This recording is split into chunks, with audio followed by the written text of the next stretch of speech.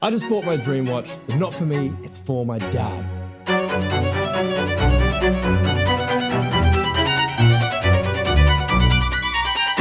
I flew 18,000 kilometers to hand deliver this to him in Finland, and his reaction was worth every second. Let me tell you, it was not easy to get this. It took me 2 years on a waiting list, a 25K wire payment that nearly went missing, DHL literally losing and returning the package, and a stranger having to get on a plane to hand deliver this for me, also it could get to me just in time to fly it here to my dad and give it to him on Christmas Day. In this video, I want to tell you the fucking crazy story of how I got this watch, because it was wild. And then I want to also share 3 very powerful marketing and business lessons that I learned in this entire 2-year process from Rolex and the other watch dealer that are incredible examples of what to do and not to do in business that will ultimately help you make a ton more money as a freelance copywriter, which is why we're here. So let's get into it. But before we do that, I need to give this back to my dad because he's about to get on a flight. See you soon. Quick backstory. So when I was 10, I should have died. I felt really sick one afternoon. Doctors thought it was just a cold. Went home, dad put me to bed. And he came back a couple hours later and woke me up. He just had a gut feeling that something was off. So he literally drags me out of bed, chucks me in the car, drives me to hospital. They run some tests, stick a needle this long through my spine. The doctor goes, "Holy shit, dude, you have bacterial meningitis." Like, not only that, it's like a 1 in 100,000 ultra rare species of this extremely lethal disease where you can go from completely fine to dead in 24 hours. Like, this is serious shit. He's like, "You need to get your ass in an ambulance, get to this hospital right now." Take me to a different hospital, spend 3 weeks there, eventually recovered. Now I'm totally fine. But the doctor turns to my dad and he tells him, "Hey, just letting you know, if you didn't take your son to hospital tonight, he would have died in his sleep."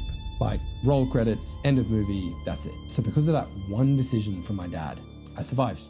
I got to grow up, I got to have a life. I got to chase things, screw things up, pursue my dreams, travel the world, fall in love, break up, live the full human experience, and be sitting here filming this for you.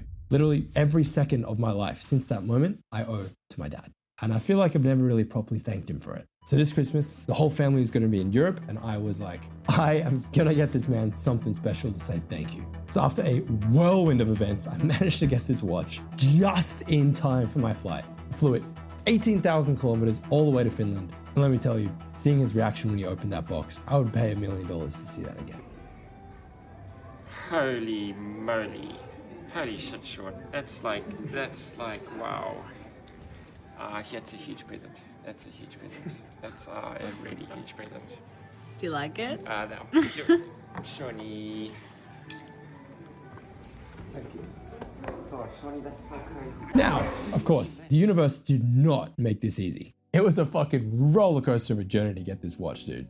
Even me, who plans literally nothing in my life more than a week out, joined the waiting list to get this watch 2 years ago so I could have it for his 60th birthday, which was in February, which I missed. But I was not about to miss Christmas. Calling these dealers, "Hey, do you have the watch? Hey, I'm still interested in the watch. Hey, do you have the model right?" I was on like 6 waiting lists, 6 different dealers, 6 different cities, calling them all, "When can I get this watch?" So a week before my flight to Finland, I was like, been 2 years, probably not gonna get this watch. So I took matters into my own hands, jumped on Chrono24, and I messaged every single dealer with the model that I wanted, like a complete fucking degenerate. If you have this watch in stock and you can guarantee it gets here by Thursday, I will buy it right now. One guy replies, we do the deal. My payment takes an extra day to clear. So I'm freaking out. It's now Wednesday. I'm like, dude, I'm leaving in 2 days. We need to fucking send this shit today. Payment clears, thank God, he sends it. And now we're just praying to the DHL gods at this point. Said, all good, overnight shipping, it'll be here tomorrow. Thursday comes, I'm waiting for the watch, where is it? And then I get the phone call. Hey man, so DHL returned the watch to us. Even if we ship it right now, the earliest we can get it to you is by Friday. I hang up the phone and I am just pacing my living room, full goblin mode, freaking out. What do? Need this watch today. Absolutely no exceptions, need to have this watch today. Call this guy back, I'm like, dog, run me through solutions. We're getting this watch to the Gold Coast today. What can we do? I was contemplating every solution you can think of. Can I move my flight on Friday? There was like 3 connecting flights afterwards, would have been like $5,000 to rebook everything, but I was prepared to do it. Is there like a FedEx fucking Super Express that can just get it here today? I don't care what it costs. Can we Uber deliver it? Can I get on a plane and pick it up? And the dealer, shout out Evan from Watch Kingdom, absolute fucking legend, suggests, hey man, well, if you don't mind paying for the flight tickets, I can jump on a plane today and come drop the watch off. I was like, Absolutely, dude. Let's do that. This way I still get to work all day too, don't have to spend my day flying to Sydney. So this legend books a ticket, flies from Sydney to the Gold Coast, hand delivers me the watch at the airport. Like it's the fucking Ring of Sauron. Craziest watch purchase of my entire life. Got it just in time for my flight the next morning, and that was the perfect Christmas gift. Here in Finland, in his first ever white Christmas, make it a truly memorable and unforgettable experience. And inside all of that crazy 2-year experience, I learned 3 super powerful marketing and business lessons that every aspiring copywriter absolutely needs to hear if they want to level up and hit 6 or even 7 figures in 2026. Lesson 1 is sell the line, not the labor. So the thing about Rolex watches, as I'm sure you'll know if you've ever tried to buy one, is that you can't just go into the store and buy it. No. You gotta play their game. You gotta jump on a wait list and wait anywhere from a few months to a few years before you can actually acquire the piece that you're after. It is pure manufactured scarcity at its finest. Why? Very simple. Humans want what they can't have. Especially rich people who are used to being able to get whatever they want on command with the click of their fingers. And while yes, Rolex only produces 1 million watches a year and the demand is way more than that, you can't ignore the fact that the year they decided to stop selling watches and start selling the Waitlist instead is the same year that their company absolutely exploded and they made more sales than ever before by literally not selling watches. Prices absolutely skyrocketed and the retail market for these things has gone up 5x in the last 15 years. You can't just walk in and slap your card down. You have to literally qualify to give them one. And it's the same strategy used by every luxury supercar dealer, Ferrari, Lamborghini, Bugatti, and even some clever sneaky designer fashion brands too. And meanwhile, most aspiring copywriters are out here like, I'm available, I can start Monday. I'll work with literally anyone who replies. It's like, dude, that's not premium energy. That's clearance sale energy. So here's the first key mindset shift I want you to make. Instead of being infinitely available, even if you have no clients yet, start selling the privilege of working with you. Because the actual reality is, if you're a good writer, who stands to benefit more in the client relationship? You, who's gonna make like 2 to 3 grand a month from the deal, or the client who's gonna make like 20, 30, 50K a month from your writing? Hell, I have 3 students in my CMB program who have each made their client over $50 million. I can tell you they sure as hell didn't get paid $50 million. Who do you think benefited more from that deal? Exactly.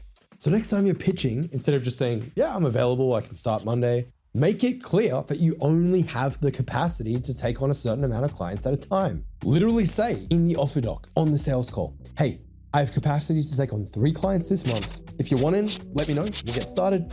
If not, that's totally cool. I can put you on the waiting list. Instead of just selling 20, 30 emails a month or a sales page or whatever, you're selling a spot in a limited roster. Super key difference. I shit you not, as soon as there is a line, some sort of waiting list, some sort of indication that you are in high demand, many clients will pay 2 to 3 times more for your services because your perceived value goes from here to here, just like how the price of those Rolex watches went up 5 times over a 15-year span. So quick gut check. I want you to ask yourself, are you selling I write copy? Or are you selling you get to be one of the few brands I write for this quarter? One is labor.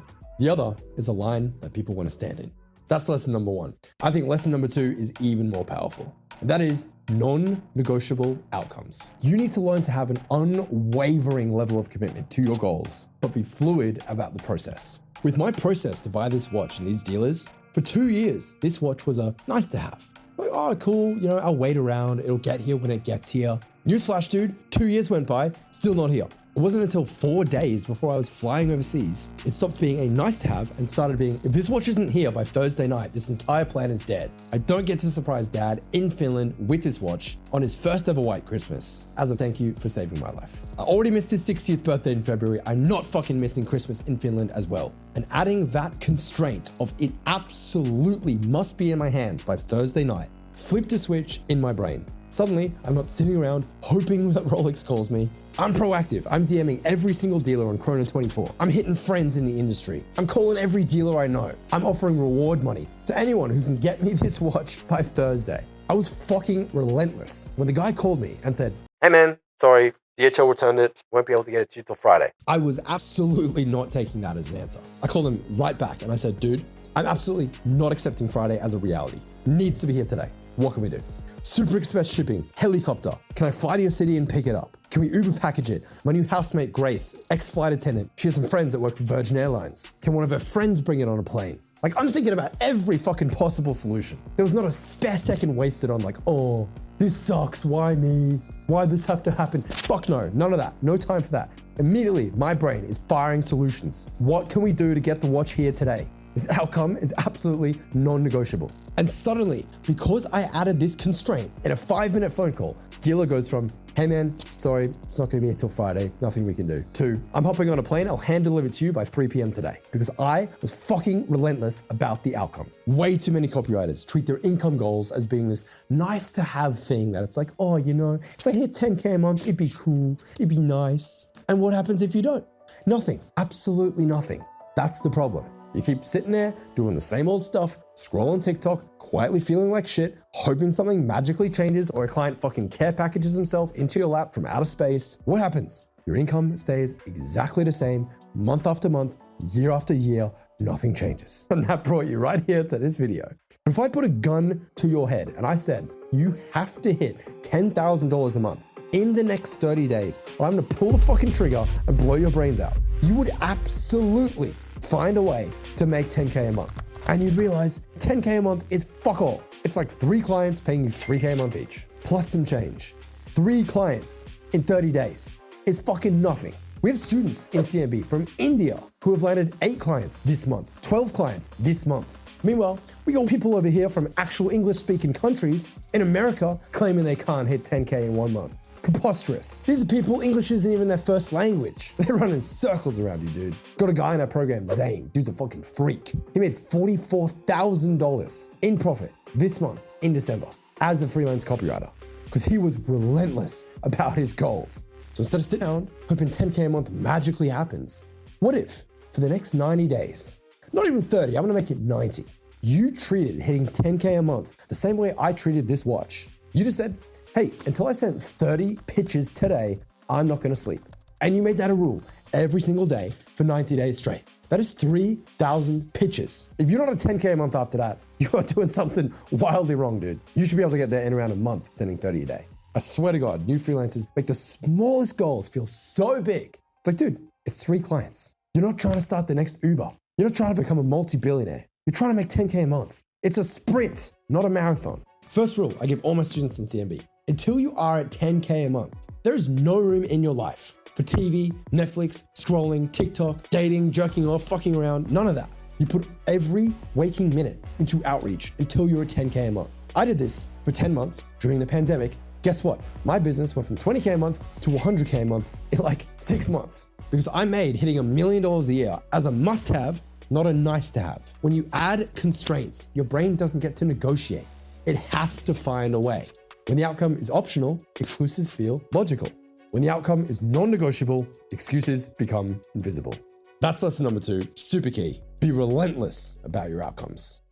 Lesson number 3 is turn screw-ups into super fans. Let's be real for a second. This dealer could have very easily gone, hey man, DHL fucked it, nothing we can do, it's gonna be here Friday, sorry. By the way, DHL, you guys get absolutely fucked. Thanks, I was counting on you and you absolutely fucked me, dude. So instead of shrugging his shoulder, Evan from Watch Kingdom, absolute legend, does the most unscalable, ridiculous shit possible, gets on a plane and hand delivers me the watch in my city. Fucking unheard of. Never in my life heard of a dealer doing that, just so I could get the watch to my dad for Christmas. That single move turned a stressful, panic-inducing nightmare into the single best customer experience I have ever had. This guy went from random watch guy on the internet to my watch guy for life. I'll buy from Watch Kingdom again. I'll refer Watch Kingdom to other people. I'm literally immortalizing them right now in this YouTube video. That's what happens when you overcorrect a screw up. Because here's the reality. As a freelancer, as a copywriter, you're gonna screw up. I don't care what business you're running, you're gonna screw up. You'll miss a soft deadline, you'll write a promo that flops, you'll misinterpret a brief. Amateurs hide, discount, and blame external circumstances. But you're watching this channel, so you're not a fucking amateur. You're a pro. And pros do what this guy did. They own it, they fix it, and they over-deliver so fucking hard that the client never even questions getting another copywriter again. This could look like writing an extra week of emails for free, tweaking the funnel until you hit X percentage conversion rate, whatever the goal was, adding strategy calls, new angles that you weren't paid for. A screw up isn't the end of trust. It's the start of lifelong loyalty if you're willing to just bleed a little bit to fix it. So that's the third lesson. Just because you stuck around till the end, I'm gonna give you a bonus lesson. And listen, if you take nothing else away from this video, please let it be this last thing. Get rich so you can be generous. Here's the part that no one wants to say out loud about this whole thing. The only reason I was able to give my dad this watch and create this special moment in Finland with this white Christmas that he'll never forget, literally until the day he dies. The only reason that the video I posted about it on Instagram blew up with all these comments like best son ever, absolute legend, is because I had the money to do it. If I was broke, I would still love my dad just as much. But I wouldn't be sitting there in Lapland, Finland, on his first ever white Christmas, putting a Rolex on his wrist with a letter that says, thanks for my entire life. Same love, different bank balance, completely different movie. So many people have terrible limiting beliefs around money. People with money are evil. Money makes you a bad person. So much fucking nonsense. I will tell you firsthand, by far the most generous people I know are the richest. It's easy to be generous when you got a fuckload to give. Real hard to be generous when you don't have anything to give. The thing you got to realize about money, it is just stored value. It is a receipt for problems that you have helped solve. It is a direct byproduct of the value that you bring into the world. You either help a lot of people with a small thing, or you help a few people with a very big thing. The more value you create with your copy, the more money you should make. And the more money you make, the bigger, louder, more expensive your thank you gift can be. I'm fucking pissed I didn't get to give my dad a Ferrari. I've promised him since I was a little kid, I'm gonna give you a Ferrari one day. I'm working on it, but my God, today would have been a different story if I was able to put a Ferrari key in his hands. See what I'm saying? Your parents' retirement, your partner's stress, your kids' options, your future kids' options, the causes you want to support. All of those things become possible when you know how to print cash. I genuinely believe if you have the ability to get rich and you don't, someone you love is going to carry a burden as a consequence that you were supposed to lift. Every pitch you don't send, every offer you're too scared to raise the price on, every time you let a client underpay you, that's a future moment where you could be thanking your parents for giving you your life. That never happens because you never made the decision to level the fuck up and reach your potential. Sorry, I get really passionate about this. So yeah, this wasn't really a video about a watch. It's about a dad who saved his kid's life, a kid who finally had enough money to say thank you properly, and the ridiculous journey it took to get that thing on his wrist, on this trip, in this exact moment. If you're a copywriter, here's what I want you to walk away with. Sell the privilege of getting to work with you. Make your outcomes non-negotiable. Turn your screw-ups into superfans. And then get richer. Not just for you, but for everyone who loves you, everyone who believed in you, everyone who didn't let you die quietly in a cubicle. Because when you make more, you can give more. With that said, Merry Christmas from Finland. Happy New Year. Go write better offers, send more pitches, charge more, help more people, and make more so you can give more.